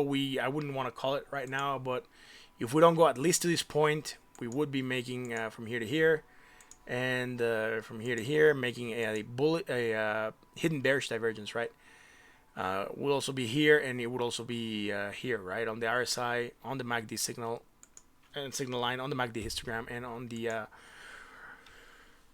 right. So I would at least hope to see this for this candle not to play as hidden bearish divergence. Sorry, not bullish. Hidden bearish divergence, right? That's it for Ripple. It's not doing much. It's just sloping downways, basically waiting for a break to happen. So on to Ethereum, and what a Litecoin. Sorry, what a surprise! There's not Litecoin news. Litecoin has been really quiet lately, and it's kind of a boring Litecoin. You know, I'm thinking about switching it for another coin because it's not doing anything. Yesterday we had a red day, losing 2.52% dominance. Right now I had a green day, gaining 0.74 dominance. Right now Litecoin still within that downsloping channel, still within that wedge, broken out of that upsloping channel we had, right, and just basically moving sideways. We're not doing anything. We're making positive momentum still. Still have that cross going on with the MACD over the signal line, and sitting low at the RSI at 37. We're not doing anything. We're not doing much. I'm gonna have to extend this because we're almost at the completion, and I'm gonna have to extend this also because it was traced in the 4 hours, I think, and it made sense in the 4 hours. Yeah, in the 4 hours we actually have those touch points, right? And we're ignoring this as FOMO, and then we have the touch point up here. So we are within this down sloping wedge. We are sitting below at 20 MA, starting to make some positive momentum. That's what's neutralizing this negative momentum. We might see a cross of the MACD over the signal line, which would potentially propel us to the upside again. We are sitting around neutral on the RSI at 47. And right now, nothing else we can do. Right, we've broken out of this channel. I'm going to remove it from here to clear up. And what we could say is that we could also be making this kind of structure, right? Like a upward sloping or a symmetrical triangle, which would be neutral, could potentially meet upside or downside. It just means, it's too small of a pattern to actually call it that. But I'm just going to delete it.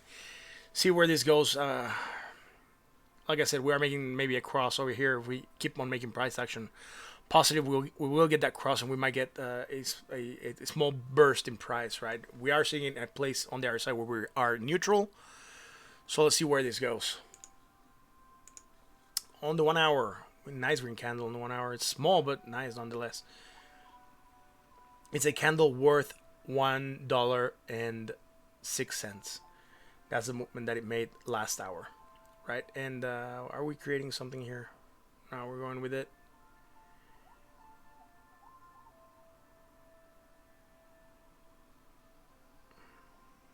Lower, higher. We're sitting at around 55 on the RSI. Having that cross approximately 4 p.m. That's why we are seeing these prices go to the upside, right? We had it with this green candle happening, and then we just kept it going, basically. Sitting all over the 20 MA, contraction on the Bollinger Band starting to contract a little bit. Volatility is still open.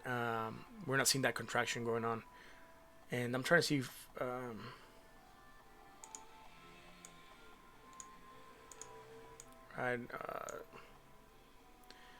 could this play, I mean, from here to here, right? I'm trying to figure out if it's not, no, we're not making divergence. No, we're not, we're just basically following that pattern, or we're developing a pattern, right? Impulse up, down sloping consolidation that we normal. Now we're getting another impulse up, right? We could go and test this area again. We could certainly break down and touch this bottom part of the structure. However, if we get that cross, we might see that burst on the 4 hours, which might lead us to higher prices. Not really much going on. We're just basically, even though we're not moving sideways here, we are moving sideways in general in the market. So look at this. We had this large movement sideways. We broke down. We kind of went back and hit that resistance, right? Which happened to also be that line, that green line. And if I put a resistance here, you'll see that we've used it as support before, Alt-H. Back here was support, back here was support, back here was support. So we hit it, that support, and acted as resistance. I really wish there was something more going on in the market that could tell us more about the price action that we're about to see, but everything is just quiet, right? We had that nice movement on Bitcoin. Now we're moving sideways again, and the market's doing the same. The market is just waiting for Bitcoin to react, because Bitcoin being 70%, this is just 1%. This is going to do whatever everyone else does. Now on to Binance. We have two articles on Binance, yeah. So Binance is launching a US backed stablecoin in the US.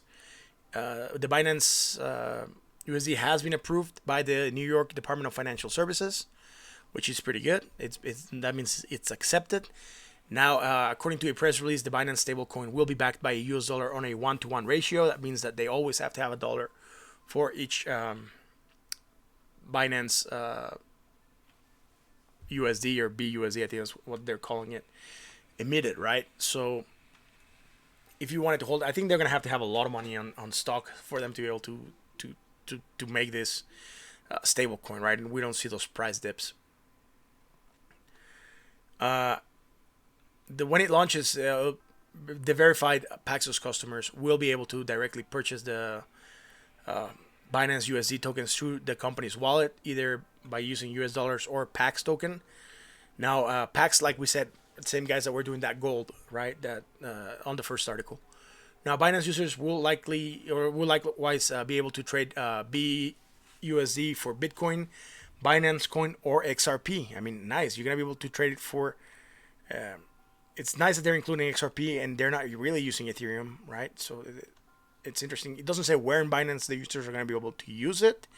I'm not sure if in the Binance main exchange or in the Jersey Binance, right? The article doesn't really specify, but it does say that it's for the US, so it might be on Binance Jersey once it launches. Now, this coin will join the Paxo Standard and Gemini Dollar, as they're also both being approved by the New York Department of Financial Services. And this raises two questions, right? Will it be available on Binance Jersey, which we already asked, and the other one is, are we getting oversaturated with stable coins? I mean, there's so many going around, right? And I mean, yeah, people do need to seek refuge on something a little bit more stable every now and then. But why create another dollar stable coin, right? Just switch it to something else. I'm going to change this song. It's a little bit slow. The other one we have, and it's also regarding charity, and that's why I like this one, right? Binance Charity has launched a call to action for many people on Twitter. They're asking people to donate to Hurricane Dorian relief, right? Bitcoin ETF news. Okay, give me 1 second. They are asking people to donate to Hurricane Dorian relief. That's good. Donations will be accepted in Bitcoin, Binance, and XRP, which is also good. Apparently, Binance likes XRP, right? Because they're not taking donations in Ethereum, they're not taking donations in Litecoin, and they're not taking donations in any other crypto, right? But they're just taking the Bitcoin, Binance, and XRP, and that's also what you're gonna be able to buy that Binance dollar with. Now, Binance Charity website states that blockchain-powered charities like Binance Charities platform can bring fast assistance to people during disasters when access to money is crucial for the affected victims. They call on the blockchain community not only to work with us delivering much of the needed aid to those affected by Hurricane Dorian, but also to recommend solutions and enhancements for a faster and better way to deliver aid through Binance Charity blockchain-powered platform, right? Yeah, I know. But they do take Bitcoin, right? I mean, I'm saying they're also taking XRP, and probably XRP because it makes it much more faster to transfer, and it's a fraction of the cost. So they'll probably receive the Bitcoin and then transfer it to either Binance or XRP to send it. I'll assume that's what they would do. But if they're also working with BitPay, they might need to send the Bitcoin so BitPay can transfer it into fiat and give it to the charity or to the relief or the people that are going to be receiving it, right? Now, they said this is a faster way and a better way to deliver, right, the funds, right? Because again, they're accountable. The questions that arise from this and the first article this is the point where I'm actually going to make them, is how transparent will donations to the funds be, right? Are they going to disclose them? Are they going to show them? Are they going to make them public so that people can see them and then people can see where the funds are being allocated? Another question is, can you deduce this? Will this be tax deductible, right?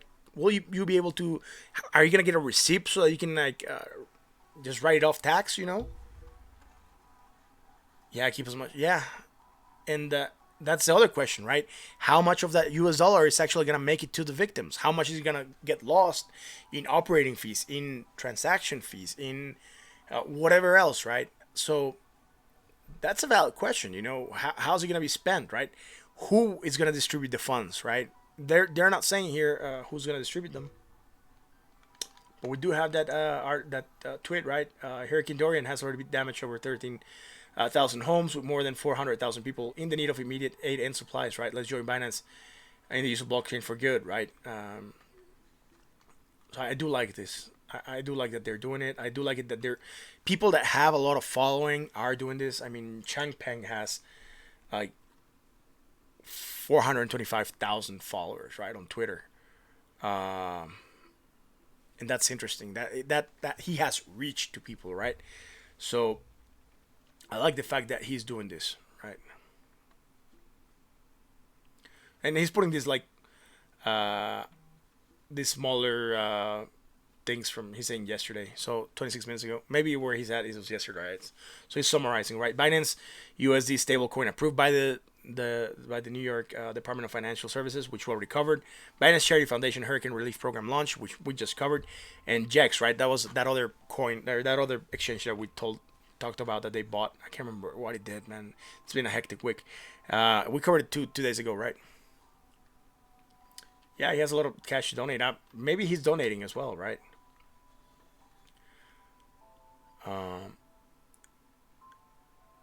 Is this for the? Yeah, this is for the futures trading, right? He's actually posting the standings of people right now. One guy has 143% return on equity. Another guy, second place, has 76. This is interesting, man. This is pretty cool. I like this. I like the fact that he's doing this, right? Posting he's actually posting the names on Twitter of the guys that are doing it, right? So interesting.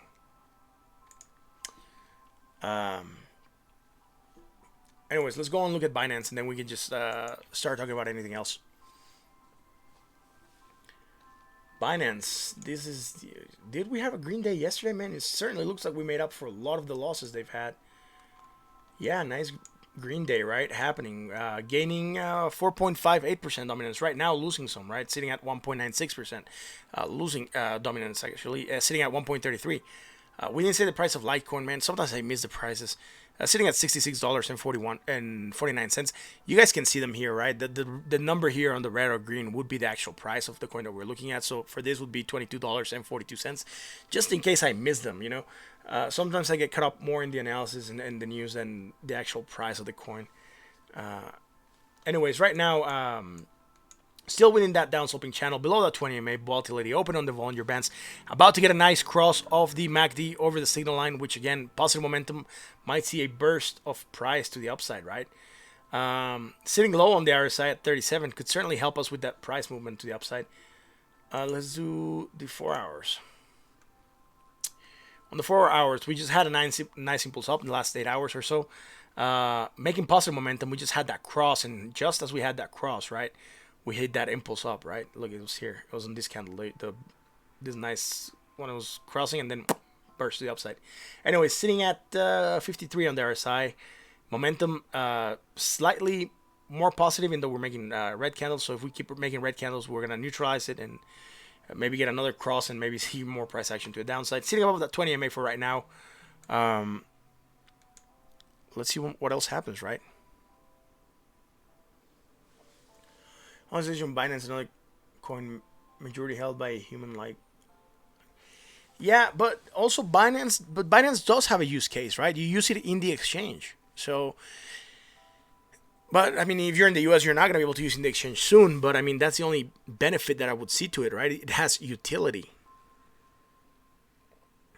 And I mean, if that is the case, that is held by a human like Litecoin and Charlie Lee.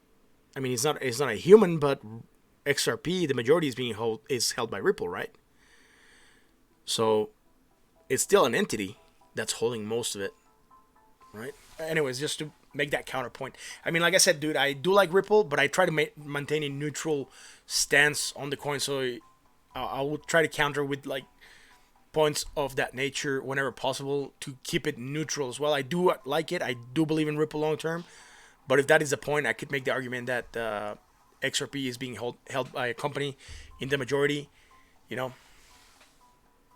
Yeah, they're not just single owner, but it's one entity that has a certain goal they want to meet, right? They have their own intentions, right? And maybe the intention of that company is committed. Although, to be fair, also the majority of Ripple is in an escrow, right? So even though they hold it, they don't control it. It's stuck in an escrow. So I'm also gonna put out that information out there to also keep it fair and not just say I'm gonna have a lot of Ripple haters come and hate on me because I said that Ripple is comparable to Litecoin in a certain manner, but it's not. And they do have it in an escrow, which makes it a little bit more neutral. However, the point I wanted to make was that the company was still the owner of that money, right? And the interests of the company could certainly play the same as the interest of a person. Anyways, let's go into 1 hour, see what's going on. On the 1 hour, we can see it better, right? We're flagging, and it looks pretty good. We've dropped a little bit below that 20 MA. We're going up above it. Volatility is open on the Bollinger Band, starting to make that negative momentum, but we could certainly neutralize it if we start pumping to the upside.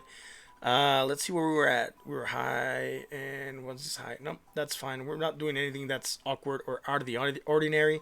We could just chart a pattern for sure, from here to here maybe. And it might actually be a, downsloping wedge, which is good after an upsloping impulse, or after an impulse up. You want to see consolidation, preferably downwards, right? And then we might see a burst of to the upside again, right? That's usually what happens. When you flag, you pull, you flag, and then you pull up again, and then you flag, and then you make some sort of divergence on the oscillators, right? Which will then bring you down to the downside, reset, and then go run again. We are seeing around 51 on the other side, which puts us at neutral. We just got that cross and momentum, but they can be short-lived, right? Like this one was a couple of hours, and nothing happened, right? Nothing major happened. All right, that's it, dude. We just finished the news. So if people are watching and you haven't manifested yourself in chat, don't be shy. We like to have conversations with people. If you don't know anything about crypto, that's fine. We're here to help you learn more, and whatever you guys need, I'm here to help you answer whatever questions I have with whatever limited amount of knowledge I might have on the subject. And then the whole point of the community is that if someone else has more knowledge, they can also shed some light on the comments that people are having, right? I'm just here to help the community grow and to help spread the word of crypto and the benefits that it could have, right? Potential benefits. Ethereum had dip one day, said Vitalik died in a car crash. I don't remember that one actually. Do you know when that was? Because I don't remember when that happened. I'm pretty sure Ripple's gonna take a dip if they say that Schwartz died or Brad Garlinghouse died. Because they're the guys that have the vision as to where this is going. So,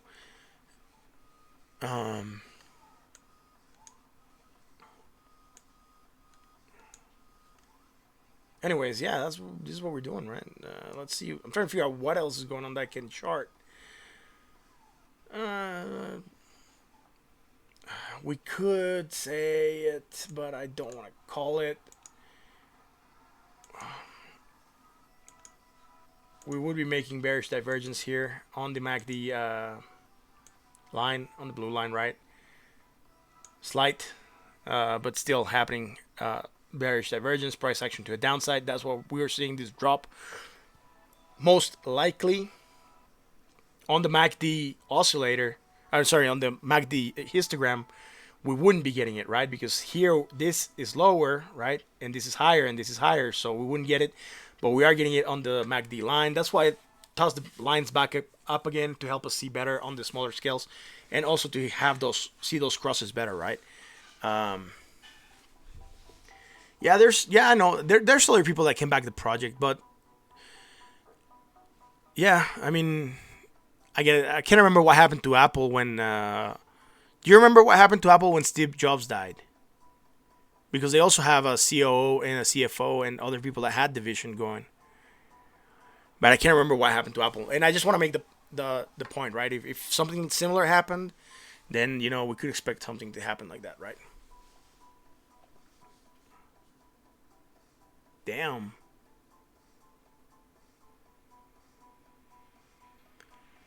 I didn't get those news. I didn't get that news report.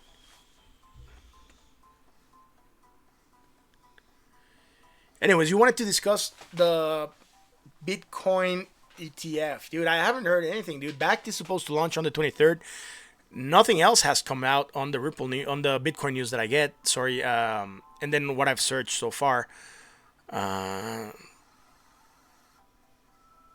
sorry, that's it. That's the ETFs. So right now that'll be it,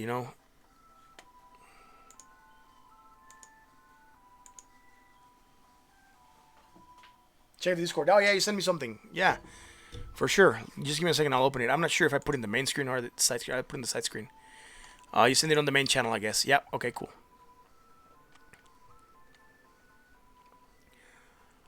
Okay. Cool. So you want me to check this link on the show? We will. I have no problem checking links. All right. Cool. So this is top 25 websites and businesses that accept Bitcoin in 2019. Let's look at that. Let's see who they are. Subway in Buenos Aires, man, they must be really doing really good because they're having a lot of problems, and they're actually selling at a premium Bitcoin in Argentina from the problems that they're having, right? So Bitcoin is trading at a premium there. Burger King is in Russia. Yeah, we covered Burger King in another location. I think it was Germany or no, Netherlands. I can't remember where, but we covered an article that Bitcoin was also accepted in Burger King. Overstock.com. Yeah, I knew about that one. McDonald's. Who's okay? Where in McDonald's, right? They said from 2019, but when is this article from? December 2018. Okay, so we would need to see here. We need to see a more updated article, right? And why? Because some of these might not be taking it, right? These are saying they will take it, but we know Burger King for sure has taken it, and I think it was in Germany. Uh, we did coverage for that, and it's on another one of the streams. So if anyone's interested, they can look at there. It's actually the name of the stream: Bitcoin and Burger King. I think. Uh, Overstock, yeah, I knew about them. McDonald's, I haven't heard of McDonald's taking Bitcoin. If you have an article or more in detail, I would definitely like to know. I think I heard something, but I can't remember right now off the top of my head. Air Baltic, British Airways, Amazon. Yeah, Amazon, I've heard about. Lyft. I'm not sure. I never used Lyft. A Gifter, Major Cineplex, Hipster Bar Brewdog. This is just probably a local pub, right? Yeah, in London. Okay, cool. This is a brew pub. Ritz Jewelers, watchshopping.com. Okay, cool. This might be interesting for me. More Stamps Global. What did these guys do? Book flights, okay. Ocean Reefs Resort, Bitcoin Trip, Shopify, Namecheap, Bitrefill, Newegg, Expedia, ASOS, AT&T, Pizza for Coins, Microsoft. Okay. Did you hear when we talked about Lolly?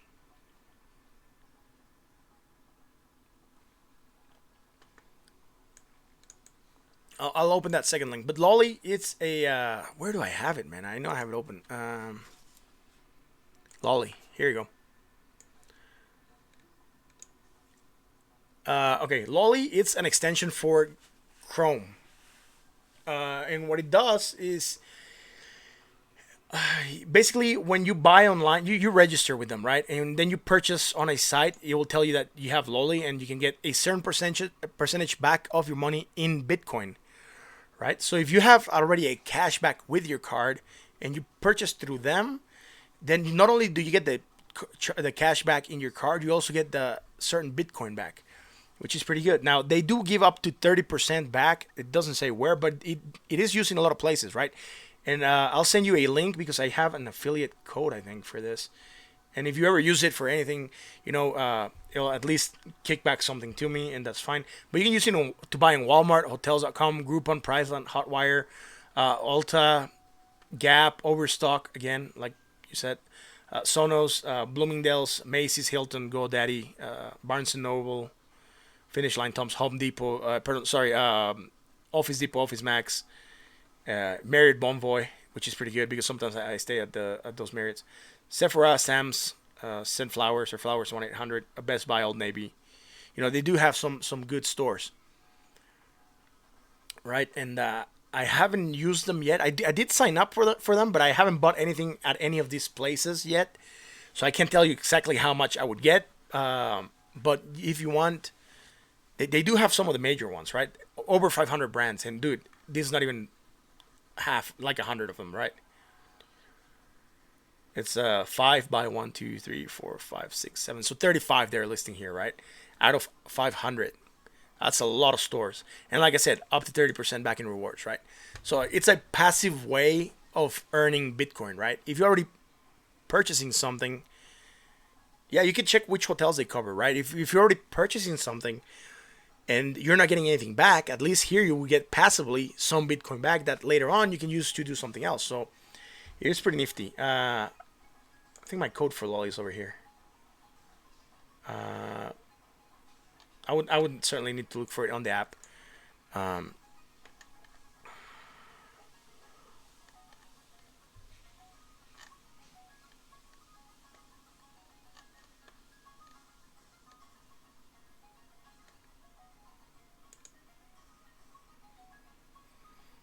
I'm logged out right now, so I would need to log in. That's why it's not. Yeah, I'll send it. I'll send it. I placed it in another article, and I'll look for it. Give me 1 second. I'm trying to find it here. I'll open that other article that you sent me on the. Meanwhile, I forgot to get to that one real quick.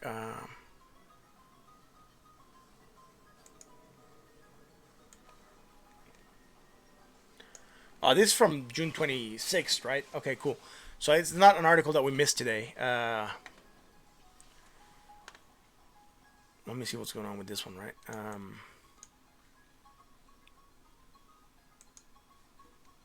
I didn't want to do that. Anyways, yeah, fake news of fatal crash wiped 4 billion of Ethereum. Yeah, I mean, I do get it. It's a risk, right?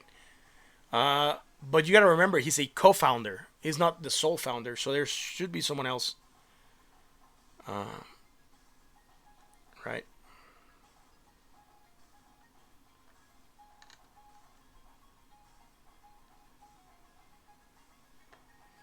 As that would be the dip we saw. You're talking about, right? Boom. It's a lot of moolah to be lost so quickly. And I do get it. That's a risk that you have when you have companies that are owned by a single person or a two-person team or something like that. It's a lot of money, dude. I agree. Where was this? I forgot to put on the music again. Ha, there it is.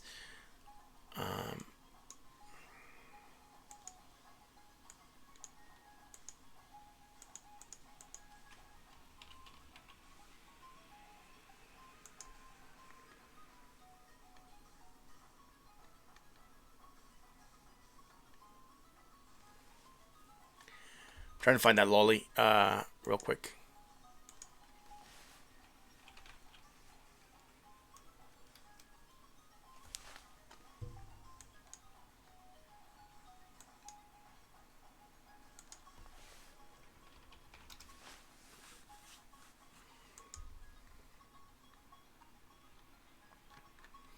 We actually covered lolly twice. Here it is.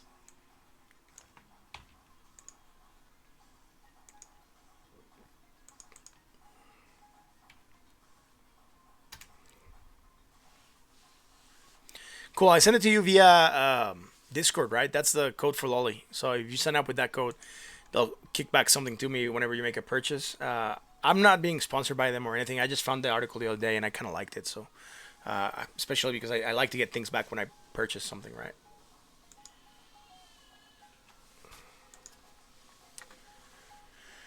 Acorn. That saving money that takes sense whenever you make a purchase and then invest it for you. That's the app you're talking about. That Acorn. It just basically, I think if you buy like $1.50, they'll take 50 cents and put it on that, save it for you, and then it will invest it for you. Yeah, I heard of them. I don't think I have access to it. They're also in crypto. I knew they were for like fiat. I'm not sure if they're for crypto, man. Or if you have that information, that'll be great.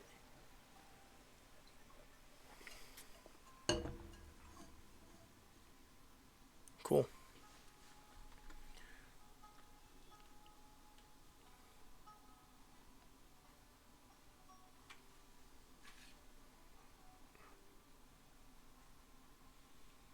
It's the Deadpool. Subscribe, guys.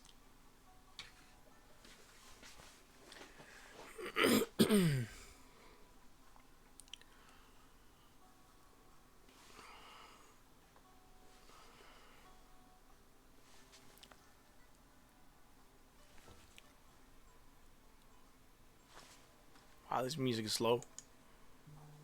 There we go. Meditation in pitch black. I doubt this is gonna be very good. Let's go to something else. Nope, slow.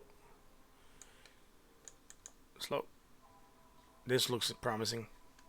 Okay.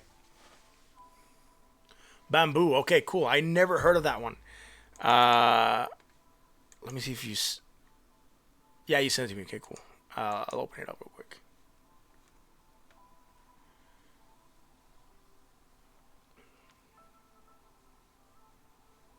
Referral Invest, okay, it's a micro investment platform that allows anyone to seamlessly purchase digital assets like Bitcoin. It's an easy, secure, and effective way to participate in the blockchain revolution. All you need is a mobile phone and a bank account to get started. Okay, cool. Is this international or is this only US? Bamboo monitors select transactions one round. 10 years full value. Increasingly invest the spare change for your daily expense into a diverse portfolio of assets. Okay, big portfolio. Okay, cool. Okay, so you would put it on digital assets, I guess. Would it put it on something else?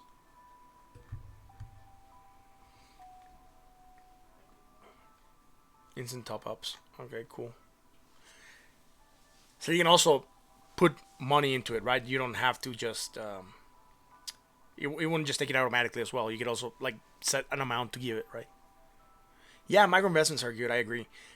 You don't really notice that you're saving that little set those little cents, but in the end they do add up. You know, it's like when you have spare change in your pocket, and then or you find like couch change along with some couch pizza, and then you just basically put that money into a little jar, and then after a while, dude, you have a lot of money saved up in that jar. You know.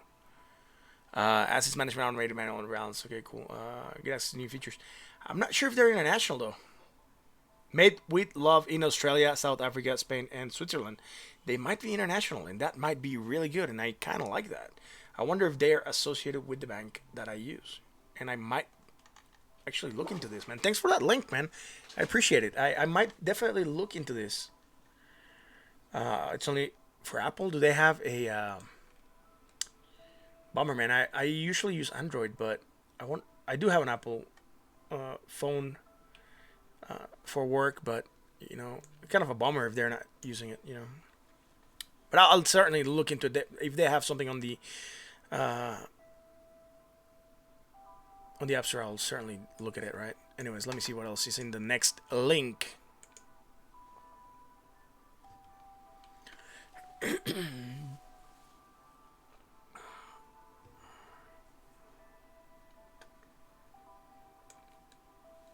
right.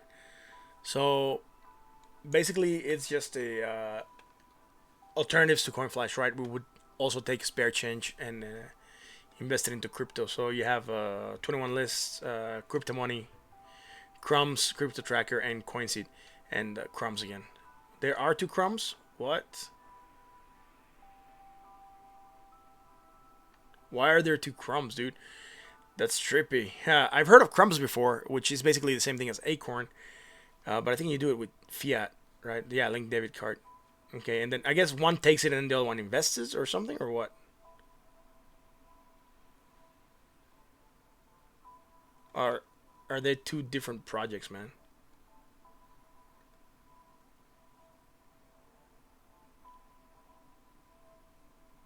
What? There's two that have the same name. It's trippy. Hey, Soka, how's it going, man? Thanks for being here, Soka. I'm not sure if you're just tuning in or if you catch the whole stream. You can certainly go back and, and catch it again because we're almost been live for 2 hours, and I don't think a lot of people are gonna like it if I go through the news again. But thanks for being here, man. Oh man, thanks, man. Thanks for tuning in, man. I really appreciate it. Um, you know, Sarah was also like displacing herself from a place to another place, and she was having internet problems, so she had to like log out as well. But anyways, man, this sounds like even though it's drum and bass, it sounds like like metalish though.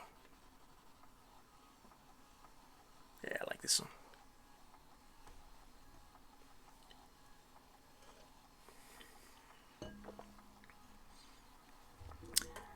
Then my son comes into the room and leaves like small Thomas the Train engines here.